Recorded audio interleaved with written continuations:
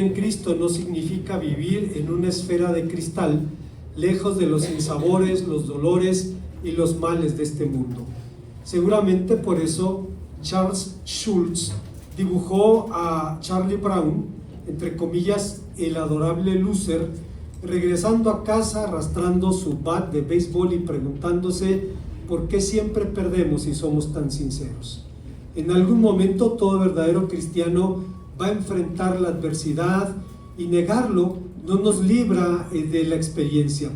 Los mejores hombres de Dios han enfrentado crisis de fe, así que la pregunta de Charlie Brown bien pudo hacérsela a Josué, hijo de Nun, tras una esperada derrota ante los pobladores de Jai. Lo sorprendente es que, entre comillas, la ciudad era una montaña de escombros. De hecho, la palabra Jai en hebreo significa la ruina. En la guerra se gana o se pierde, pero desde el punto de vista militar, una pequeña derrota podría significar el punto de inflexión de toda la campaña, podría unificar a los reinos cananeos contra Israel, y sin embargo el texto señala que el verdadero problema de Israel no era de orden castrense, no era militar. Su verdadero problema era de naturaleza espiritual. La conquista de la tierra prometida no era una empresa imperialista ni tampoco un acto de pillaje. Era el cumplimiento de una antigua promesa, aunque una promesa condicional. Dios prometió proveer a Israel una heredad mientras Israel se mantuviera dentro del pacto. Como consecuencia de la prevaricación de Israel, la derrota de Jai era un recordatorio de que por sí solos no podrían materializar la conquista. ¿Cómo manejó Josué esta crisis? Lo hizo tomando 3 decisiones imprescindibles, y les invito a considerar cuáles son. Antes, hermanos, de iniciar la reflexión en nuestra Biblia, debemos recordar que el apóstol San Pablo nos dice en la carta a los Romanos que las cosas que se escribieron antes para nuestra edificación se escribieron a fin de que por la exhortación y consolación de las Escrituras tengamos esperanzas.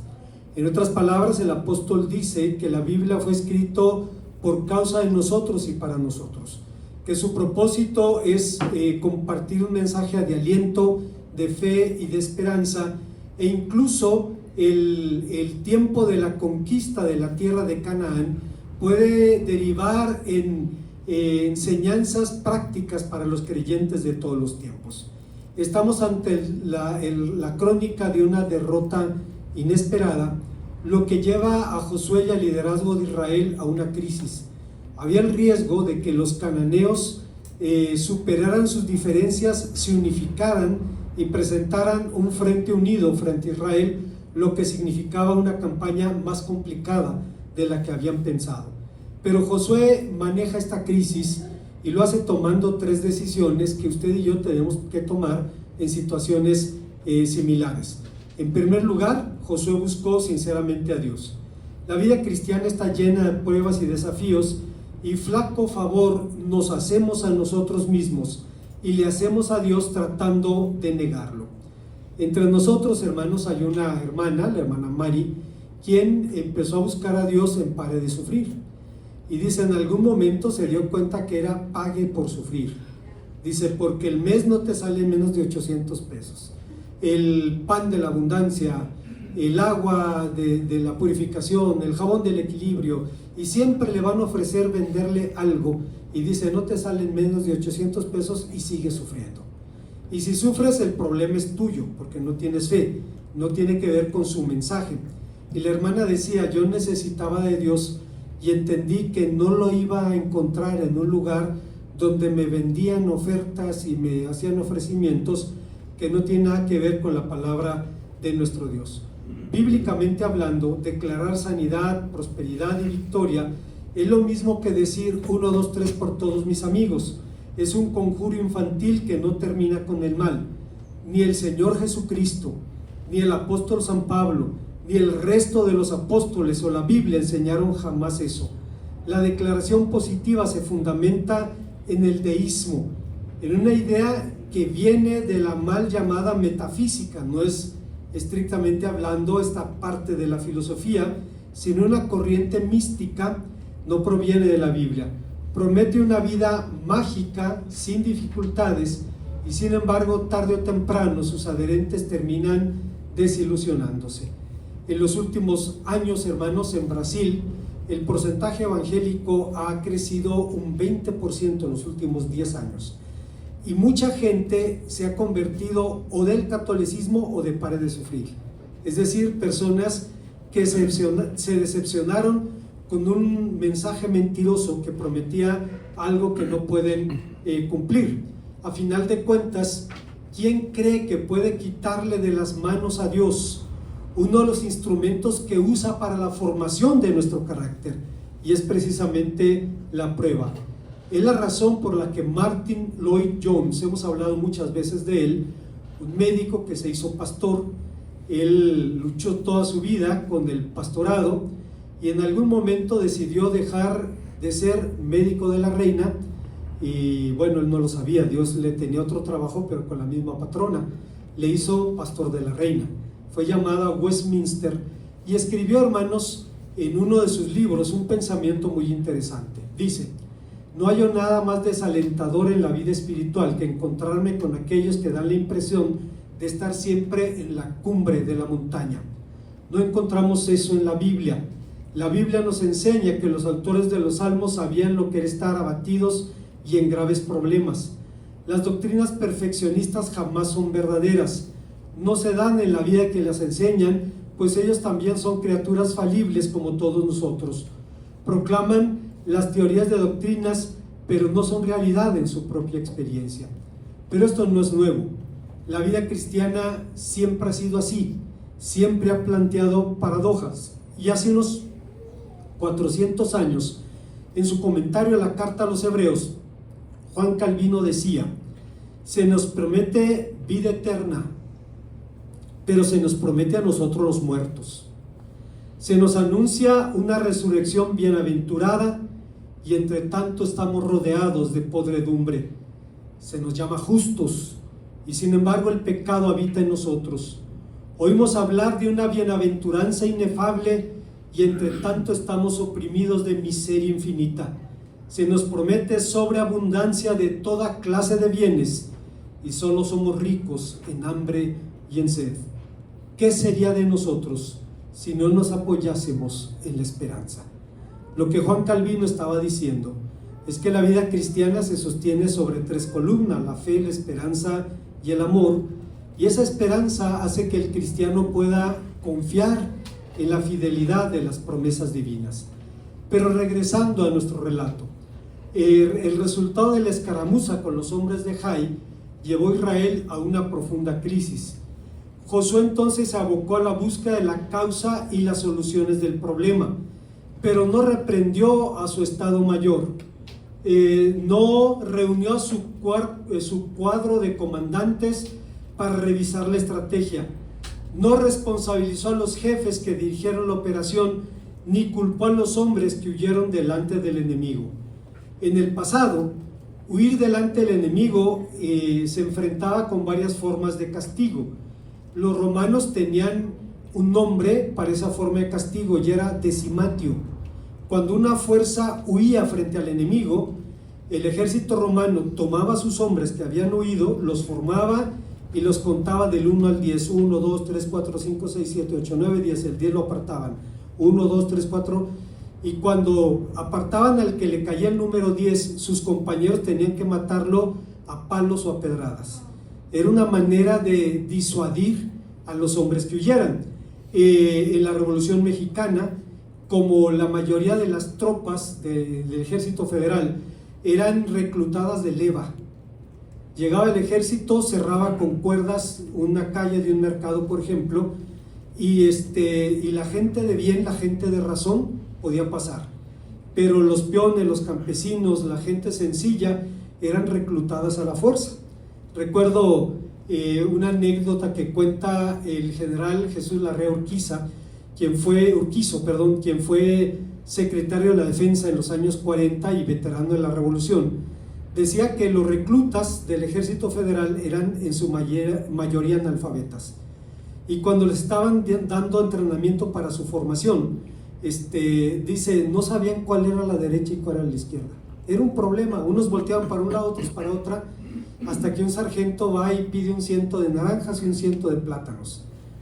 Vuelta al plátano, y todos daban el paso correctamente. Vuelta a la naranja, y ya todos daban la vuelta al otro. O sea, ese tipo de gente. Y cuando venían los balazos, pues la mayoría de ellos corrían, no estaban allí por su gusto, pero los oficiales estaban pistola en mano detrás de ellos, matando al que quisiera huir.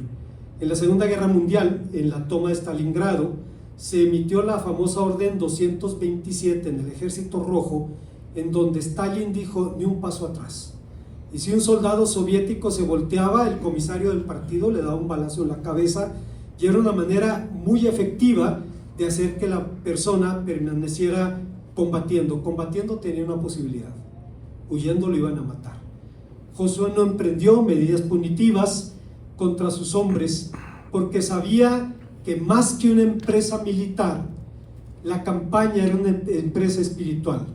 Si Josué hubiera llevado a Jai a 20,000 o a 40,000 hombres, la derrota hubiera sido todavía peor, porque el verdadero origen de la derrota tenía que ver con su relación con Dios.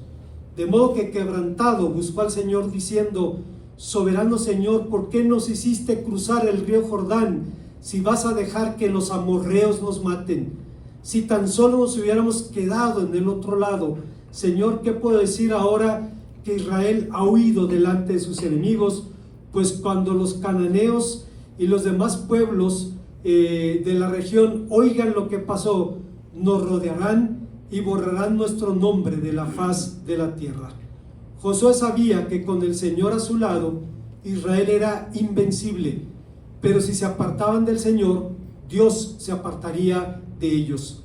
La orden de Josué, la oración de Josué contiene una queja, casi un reproche, parecido al de los israelitas contra Aarón y contra Moisés en el desierto, cuando Josué dijo: soberano Señor, ¿por qué nos hiciste cruzar el río Jordán para dejar que los amorreos nos maten?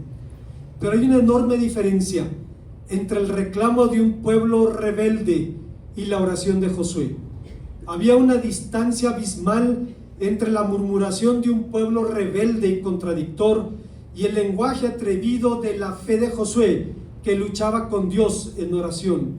Había una enorme diferencia entre la incredulidad de la nación y la fe de aquel que no podía comprender los caminos de Dios, e incluía la más urgente apelación a Dios para que realizara la obra del modo glorioso que le había empezado. Josué sabía que el Señor no se apartaría ni de sus propósitos ni de su gracia.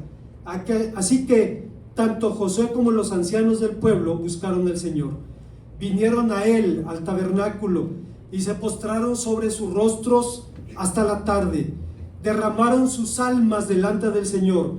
Vinieron a Dios con la misma actitud de la que Carlos Spurgeon decía: venir a Cristo es una frase muy común en la Biblia. Se usa para describir las acciones del alma que, abandonando de inmediato nuestros pecados y nuestra justicia propia, volamos hacia el Señor Jesucristo y recibimos su justicia para recibirnos de ella y su sangre para nuestra expiación. Venir a Cristo entonces encierra el arrepentimiento, la negación de uno mismo, la fe en el Señor Jesucristo, incluye toda clase de cosas que son el acompañamiento necesario para los grandiosos estadios del corazón, tales como la creencia en la verdad, la diligencia en la oración, la sumisión del alma a los mandamientos del Evangelio, y todas estas cosas se acompañan con el amanecer de la salvación del alma. Lo que Carlos Spurgeon estaba diciendo es que cuando un hombre descubre su miseria espiritual, descubre su bancarrota espiritual, la única oportunidad que tiene es acudir a Jesucristo, tomarse de él, asirse de él, como el patriarca Jacob le dijo al ángel cuando le declaró: no te dejaré hasta que me bendigas. La búsqueda de Dios fue el inicio de un diálogo, y cuando Dios habló, su respuesta fue contundente: levántate, ¿por qué estás allí con tu rostro en tierra? Israel ha pecado y ha roto el pacto. Robaron lo que ordené que apartaran para mí, Y no solo lo robaron, sino que además mintieron escondiendo objetos robados entre sus pertenencias. Por esa razón, los israelitas huyeron derrotados de los enemigos. Ahora Israel mismo será apartado para la destrucción. No seguiré más con vosotros, a menos que destruyan las cosas que guardan y estaban destinadas a ser destruidas. De Jai se debía tomar el botín, de Jericó, el botín, y quemarlo como un acto de consagración a Dios. Pero un hombre llamado Acán encontró lingotes de plata, un manto babilónico, los escondió en su tienda y acarreó una tragedia. Esto, hermanos, puede hacernos pensar que en la vida cristiana el mal tiene su origen en un mecanismo de causa y efecto. Es lo que creían los amigos de Job. Tú has pecado gravemente contra Dios y por eso estás como estás. Y llega el momento en el que Job entiende, no, pues con amigos así, ¿para qué quiero enemigos? Les termina diciendo, consoladores molestos me sois vosotros. Ellos pensaban, el mal siempre tiene su origen en el pecado, pero no necesariamente. Usted recordará, en el Evangelio de Juan, se nos habla de un niño, un hombre ya, ciego de nacimiento, y al Señor Jesús le preguntaron, ¿quién pecó, este o sus padres, para que haya nacido ciego? Los judíos tenían un concepto de pecado perinatal. El niño podía pecar antes de nacer, cosa que no dice Jesucristo. Jesucristo dice, dejad a los niños venir a mí, no se los impidáis porque de ellos es el reino de los cielos. Pero si el papá era un rabino piadoso y la mamá era una mujer de Dios y el niño nace ciego, pecó el niño. Y Cristo dice, no, sino que nació así para que la gloria de Dios se manifieste en él. Y entonces, no necesariamente hay una relación de causa y efecto cuando la adversidad viene a la vida de los creyentes. Hay una segunda verdad que encontramos. Después de buscar a Dios, Josué mostró una genuina contrición. No puede haber mayor contraste entre el capítulo 6 del libro de Josué, y el capítulo 7. El capítulo 6 termina diciendo, estaba el Señor con Josué y su nombre se divulgó por toda la tierra. Hay un hermano de la frontera, Josué Arreguín, es un pianista, y fue a la iglesia Red House a servir como pianista allí. Y entonces todos le querían decir Josh, le querían decir de otra manera, y dice, no, me llamo Josué. Pero para los hermanos de Red House era tan difícil decir Josué que terminaron diciéndole Josué. Hasway, le decían. Hasway, no podían decir Josué porque ellos no tienen el sonido de la J árabe que están en español, ¿no? Y él decía, no, me llamo Josué. Era muy enfático en eso. Aquí dice el nombre de Josué se extendió por toda la tierra. Pero empieza el capítulo 7, dice, pero los hijos de Israel cometieron prevaricación. Recuerdo, hermanos, un comentario de Matthew Henry sobre Naamán el sirio. Dice, Naamán era un hombre valiente, brillante, estimado por su rey, apreciado por sus tropas, valiente hasta la temeridad, un hombre tan grande como este mundo puede producir, pero leproso. Todos los hombres tenemos, decía Matthew Henry, nuestros propios peros, mayores o menores, pero el pero de este hombre eclipsaba todos sus dones, porque ni el más vil siervo de Siria cambiaría su pellejo por el de Naamán. Se nos habla de la grandeza de Josué, que Dios estaba con él, pero aparece un pero que cambió las cosas. Pero los hijos de Israel prevaricaron contra Dios. Por sí misma la derrota no era un mayor problema. Sufrieron 36 bajas, sus campamentos no estaban bajo amenaza, sus líneas de abastecimiento no habían sido cortadas, las tropas no estaban rodeadas. El problema era que el temor se apoderó de la nación al verse vulnerable. El texto dice, los israelitas quedaron paralizados de miedo ante esto y su valentía se desvaneció. De suyo, participar en un combate es una experiencia intimidante. El general Francisco Larrea Urquizo, un veterano de la Revolución Mexicana, secretario de la Defensa en los años 40, escribió una novelita que se llama Tropa Vieja, que es una lectura obligada para la gente de la comarca lagunera, porque habla de la revolución de la comarca lagunera. Bueno, en este libro, en el vocabulario de un hombre del campo, el protagonista de la historia dice: había temorcillo, puede que hasta miedo. Así sucede en todos los combates antes de empezar. Las primeras balas son las que enchinan el cuerpo. Pasado un rato, se deben ir las cosas más malas, como si no tuvieran importancias y fueran lo más natural del mundo. El que diga que nunca ha tenido miedo en el combate no dice la verdad. Todos hemos sentido frío en el espinazo, aunque fuera al comienzo de la pelea. Cuando silban las primeras balas, no hay hombre que no se encoja y suma su cabeza entre los hombros. El que diga que no tiene miedo, miente. Dice, unos la confiesan, otros se la dan de muy machos, pero todos lo sienten, aunque no lo digan. Hay personas que cambian un sentimiento por otro. Hay un video cuando empezó la vacuna de la pandemia de un anciano, Juanito creo que se llamaba, que le decía a la enfermera: don Juanito, le voy a poner ya, y puras groserías, pero de las grandotas, ya, dale ahí, ay Juanito, no se agarra con una, no sé qué, pero el señor estaba cambiando miedo por coraje. Mi suegro era así, cambiaba un sentimiento por otro, y a mí me extrañaba hasta que me atrapé con los dedos en la puerta haciendo lo mismo. Los seres humanos podemos hacer eso.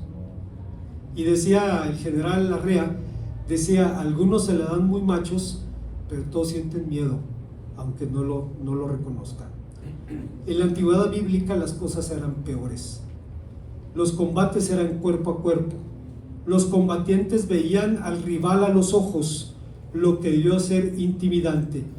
Por esa razón, en el Código de la Guerra, la ley de Moisés incluye una cláusula: si alguno tiene miedo y le falta el valor, que se vaya a su casa para que no acobarde a sus compañeros.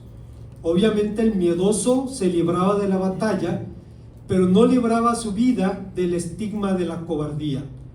Pero el problema de Israel no era ni psicológico ni de orden social, su problema era espiritual. El pueblo había cometido prevaricación. La palabra ma'al significa traición, deslealtad, felonía. Había desobedecido deliberadamente una orden expresa del Señor. Había entonces razones para temer, pero para temer a Dios, no a los hombres. El temor a los hombres llevaría a Israel a un desastre todavía mayor. Alguien dijo al respecto sobre esta clase de temor: es el temor que nos susurra que Dios no es suficientemente grande como para cuidar de nosotros. Nos dice que no estamos verdaderamente seguros en sus manos. Nos hace distorsionar la manera en que pensamos acerca de Él. El miedo ha creado más herejes que los que crea una mala teología, puesto que nos hace vivir como si viviéramos con un Dios limitado, finito, casi ausente e incompetente. Hermanos, cuando recelamos de Dios, hacemos de Dios eso. El problema de Israel no era en esencia temerle a los hombres, era temer a Dios y darle gloria. El temor de Dios es lo contrario. Cuando alguien le teme a Dios, ya no le teme a nada. Cuando Lutero, hermanos, compareció ante el emperador en Worms, estaba el emperador, los príncipes de Alemania y los príncipes de la iglesia. Le demandaron razón de su fe y pidió tiempo para pensar su respuesta. El emperador le dijo: tienes un día. Fue la peor noche de su vida. El padre Johann von Staupitz, su consejero, escribe todo lo que estuvo luchando toda la noche, y le escuchaba decirle: cállate, mentiroso, al adversario, me quieres engañar. Pasó la noche, a la mañana siguiente se repitió el escenario del día anterior. Lo pusieron de pie ante el tribunal, una mesa con sus libros, le preguntaron si él había escrito esos libros, dijo que sí. Una segunda y última respuesta: revoca, renuncia a lo que escribió. Y la respuesta de Lutero fue: mi conciencia está cautiva por la palabra de Dios, porque yo me convencí por las escrituras y por la razón simple. No es bueno ni correcto ir contra la conciencia, y puesto que me piden una respuesta directa, la voy a dar sin uñas y sin dientes. Aquí estoy, no voy a revocar, aquí estoy, no puedo hacer otra cosa. Que Dios me bendiga. ¿Qué haces con alguien que está dispuesto a morir por lo que cree? El emperador no supo qué hacer. Fue a debatir con los teólogos católicos 15 días y no se dio un milímetro. En prácticas, en cosas, está bien, eso es negociable, pero la doctrina no. Lo que pasaba es que temía a Dios y ya no le temía a los hombres. Escribió en su más famoso himno: en Festeburg, un castillo fuerte, nos pueden despojar de bienes, nombre, hogar, el cuerpo destruir, mas siempre ha de existir de Dios el reino eterno. Cuando alguien le teme a Dios, ya no le teme nada. Y cuando alguien no le teme a Dios, termina temiéndole a su propia sombra. Pero no era el caso de Josué. Josué rasgó sus vestiduras como signo de arrepentimiento, mostrando las señales externas del quebranto interno de una verdadera contrición. Erich Sproul decía que realmente hay dos clases de arrepentimiento: la atrición y la contrición. La atrición es el falso arrepentimiento, el dolor por ser atrapado con los dedos en el cajón o con los dedos en la puerta. Es lo que los padres de familia vemos cuando nuestros hijos saben que hicieron algo inadecuado. No me castigues. Están apenados por el castigo, no por lo que hicieron. Decía Erich Sproul: la contrición es el arrepentimiento verdadero. Dice, fue el tipo de arrepentimiento que exhibió Esaú. No lamentaba haber perdido, haber pecado, sino perdido la primogenitura. La atrición entonces es el arrepentimiento motivado por un intento de conseguir un boleto que nos saque del infierno y nos libre del castigo. La contrición, en cambio, es el arrepentimiento verdadero, poderoso y genuino. Comienza con un remordimiento profundo por haber ofendido a Dios. La persona contrita confiesa su pecado de manera abierta y completa, sin buscar excusarlo o justificarlo. Hace años, en un estudio de los jóvenes, ahora esos jóvenes son adultos, jóvenes adultos, pero estaban estudiando el pecado de David y buscaban quién era responsable por ese pecado. Y uno de los chicos dijo: yo creo que fue Betsabé. ¿Cómo? ¿Por qué dices que Betsabé? Perdón, es lo que dijo él. Es que yo creo que debió haber sido tan deliciosa, dice, que se le antojó a David. Y le digo: bueno, cuando David escribe el Salmo 51, no le echa la culpa a Betsabé. No le echa la culpa a Dios por haber creado una mujer tan hermosa. David dice: contra ti solo he pecado y he hecho lo malo delante de tus ojos, para que sea reconocido por puro en tu palabra y justo en tu juicio. Crea en mí, oh Dios, un corazón limpio y renueva un espíritu recto dentro de mí. Los sacrificios de Dios son el espíritu quebrantado, Al corazón contrito y humillado no despreciarás tú, oh Dios. Cuando le ofrecemos a Dios nuestro arrepentimiento en espíritu de verdadera contrición, Él nos promete perdonarnos y restaurar la comunión con Él. Es lo que hace Josué. Él no pecó contra Dios. Pero hermanos, el intercesor tiene que ponerse en el lugar del culpable. En el libro del profeta Isaías, Dios dice: busqué un varón que hiciera vallado en la tierra, que hiciera un muro entre la tierra y yo, para que no la destruyera, y no lo encontré.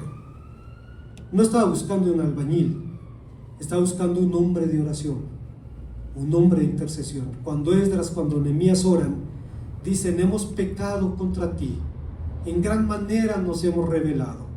Y esto, hermanos, obviamente agrada el corazón de nuestro Dios. Hay una tercera y última enseñanza. Josué volvió a Dios, procedió al arrepentimiento. En tercer y último lugar, tomó medidas radicales para solucionar el problema.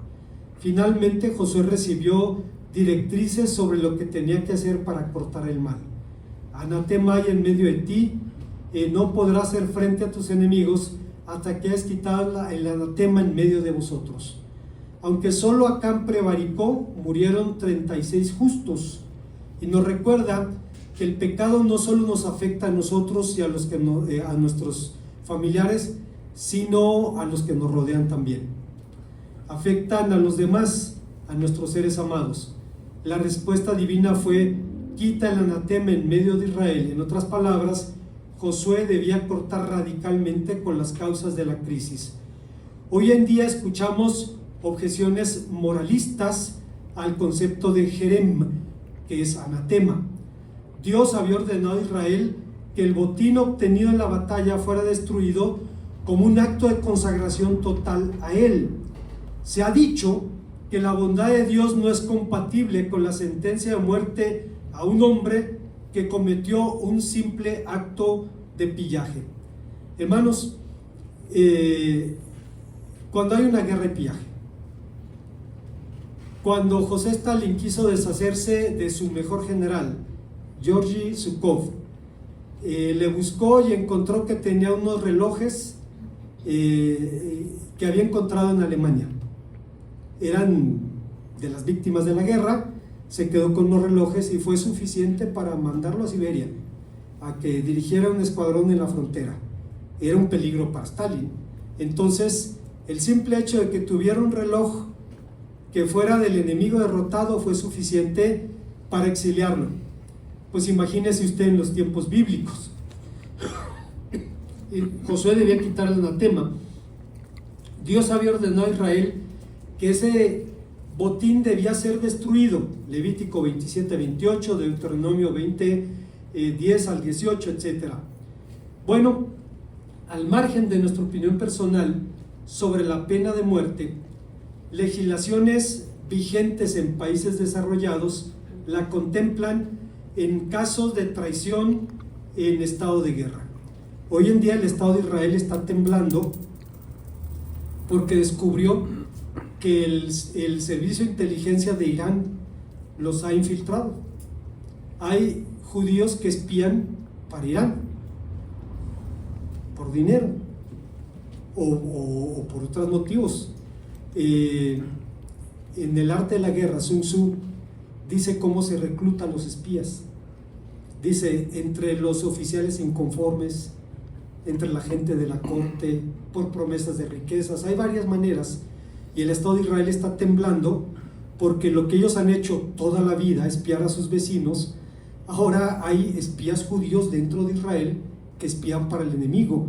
Una situación tremenda, y en esos casos se contempla la pena de muerte por traición a la patria. Cuando los bienes supremos de una nación, la libertad, la independencia, se ven amenazados, se echa mano de la pena de muerte.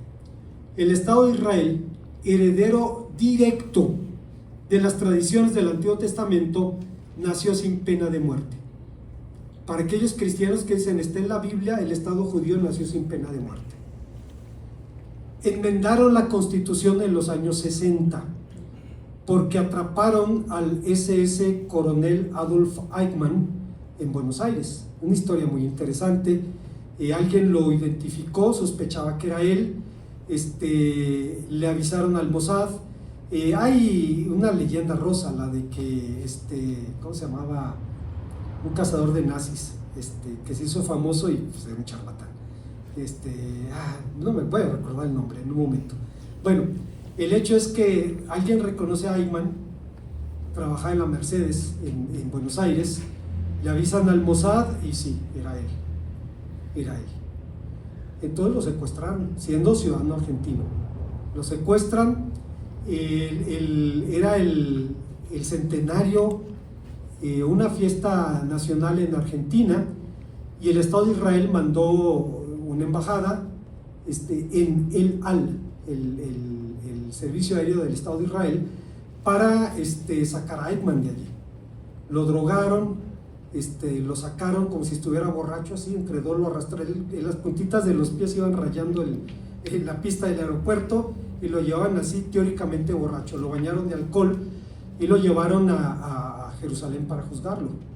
Entonces cambiaron la ley para poder colgarlo y después cremarlo, y la enmienda fue pena de muerte por crímenes de lesa humanidad en el cuerpo del pueblo judío.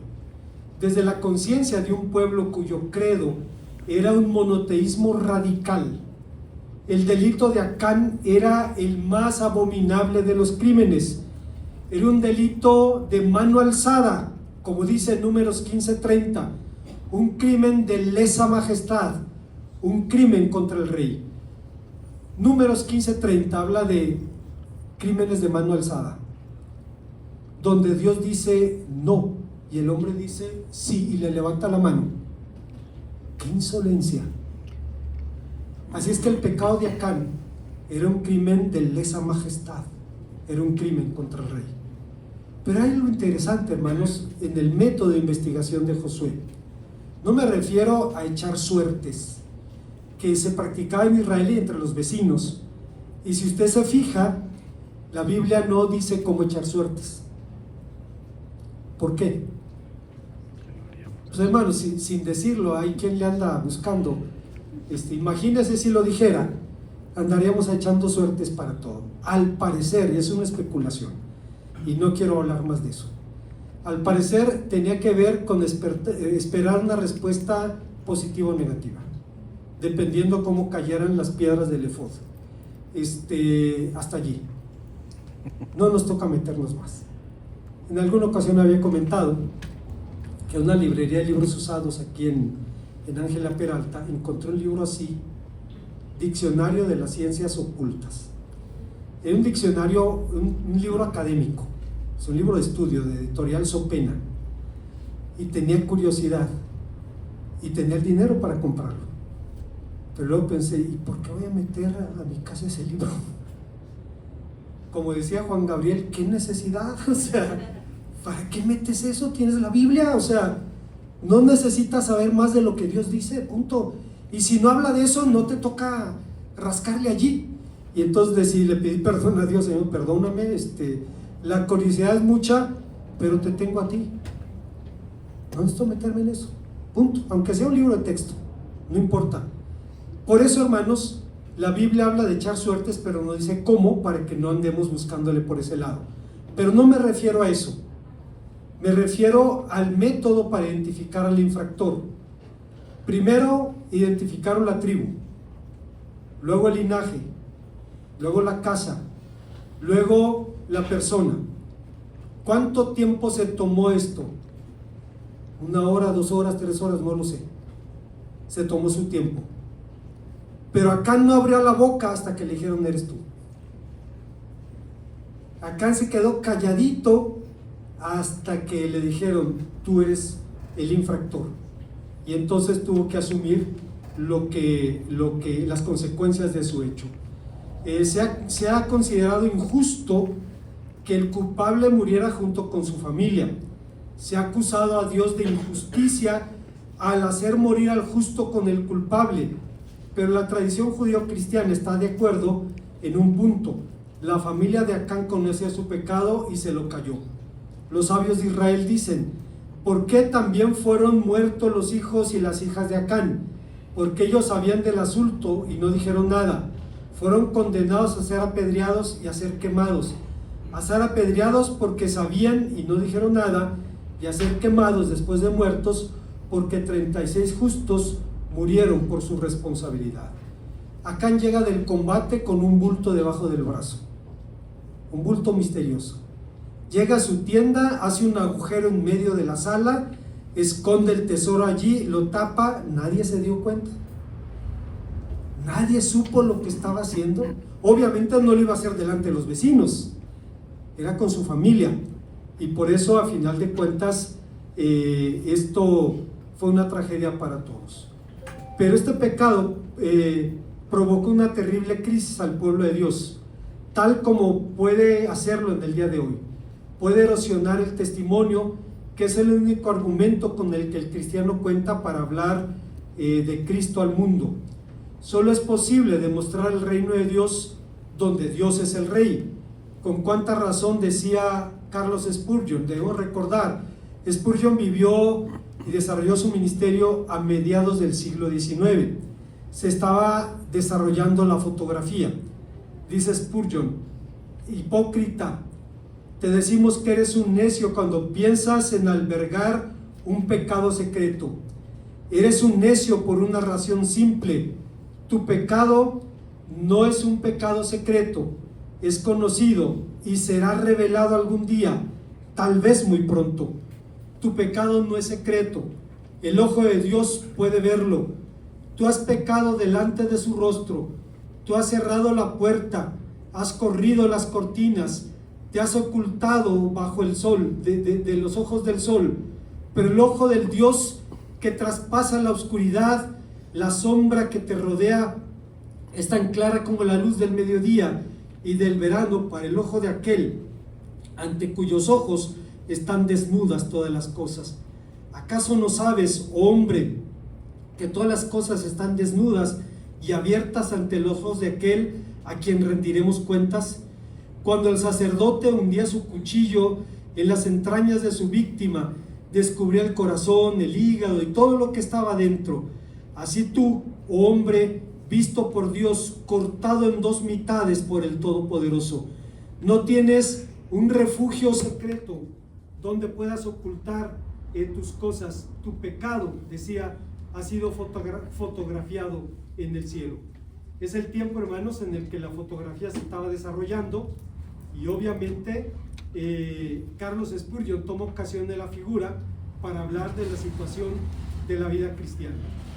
Como conclusión, para una fuerza de ocupación, mostrar debilidad es un gran peligro. Ocurrió hace 100 años durante la ocupación española de Marruecos. Los españoles tenían una fuerza allí y los marroquíes intuyeron debilidades en las fuerzas españolas. De la noche a la mañana, de 3.000 combatientes pasaron a 11.000. Soldados marroquíes que peleaban por España, tribus aliadas, policías del sistema de justicia de la colonia española, se pasaron a las fuerzas nacionalistas y mataron hasta el último soldado español. Se le llama el desastre de Anual. Hubo 10.000 bajas españolas y 1.000 marroquíes. Normalmente siempre es al revés. Durante la guerra de Vietnam hubo 58.000 bajas norteamericanas, 58.000. Pero por cada muerto norteamericano, los vietnamitas podían llenar 2 estadios La Corregidora con cadáveres de vietnamitas, porque ellos sufrieron 1.100.000 bajas. Pero aquí fue un desastre. Todo, hasta el último soldado cayó. Incluso en España había una burla a la corona española en la prensa liberal que decía que los buitres tenían tanta carne para comer que comían de subteniente para arriba. Dice, ya no les interesaba la tropa, dice, de subteniente para arriba.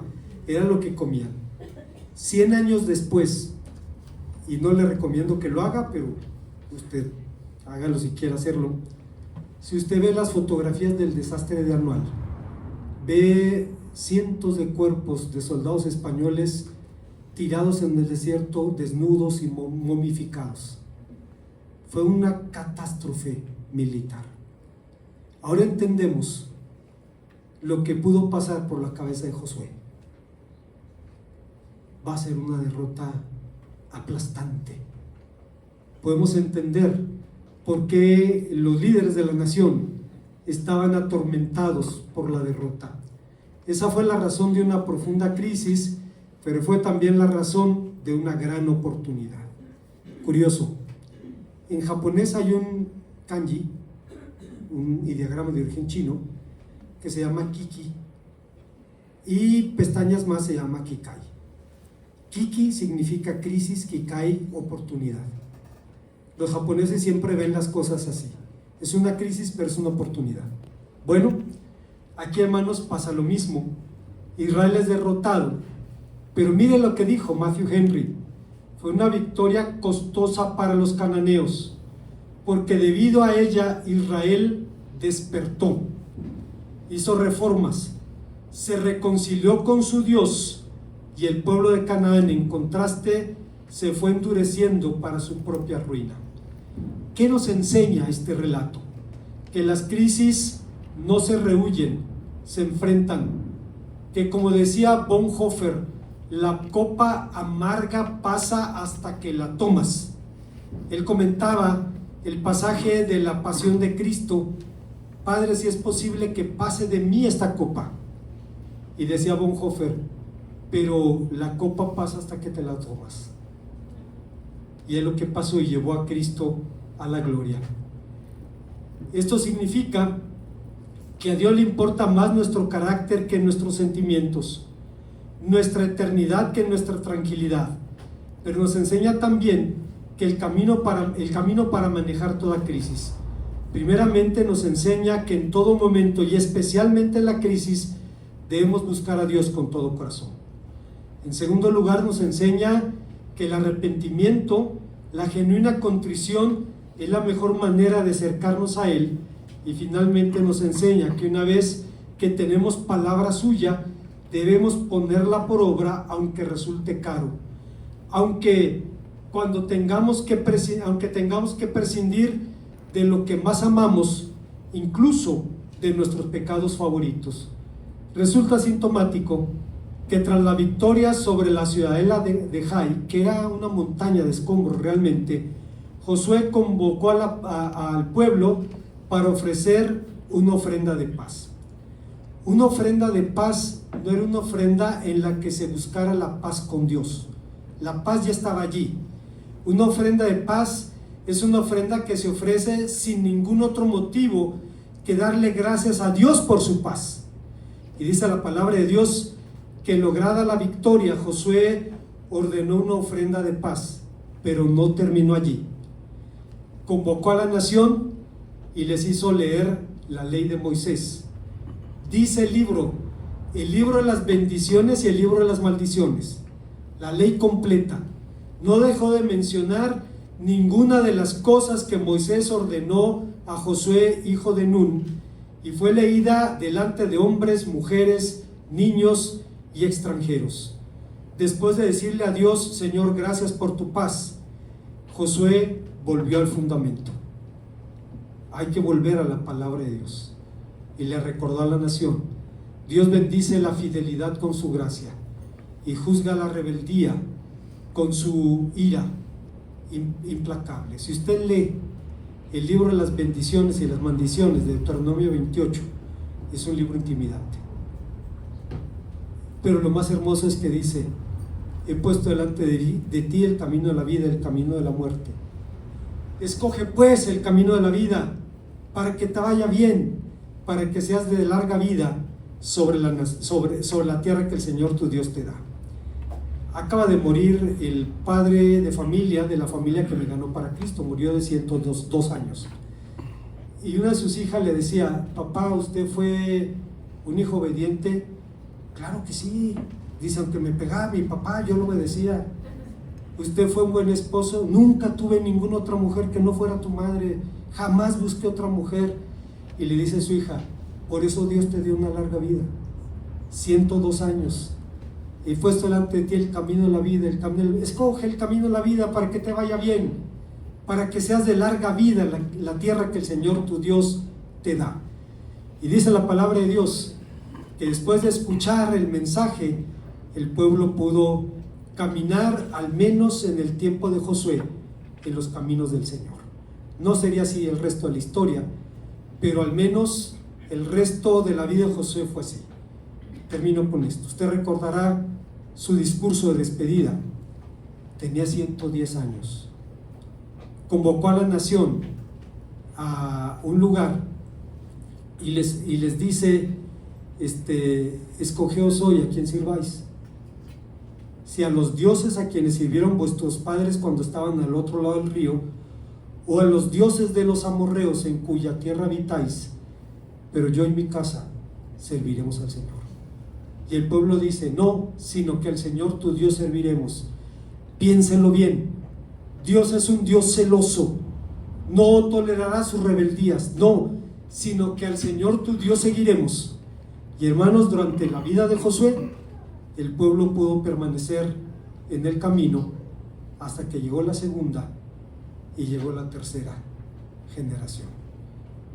Que Dios tenga misericordia de nosotros y nos permita hacer lo que la nación en el tiempo de la crisis, buscar a Dios, volvernos de nuestros malos caminos, y una vez que tenemos palabra suya, ponerla por obra, aunque tengamos que sacrificar los pecados que más amamos. Oremos al Señor. Gracias, Padre eterno, porque nos permites venir a tu palabra y vernos delante de ella, delante de aquel ante cuyos ojos todas las cosas están desnudas y ante quien tendremos que dar cuentas. Gracias por tu siervo Josué, gracias por las crisis de la vida cristiana, porque nos enseñan cuán frágiles somos y cuán grande es tu amor. Te bendecimos por esto, en Cristo Jesús.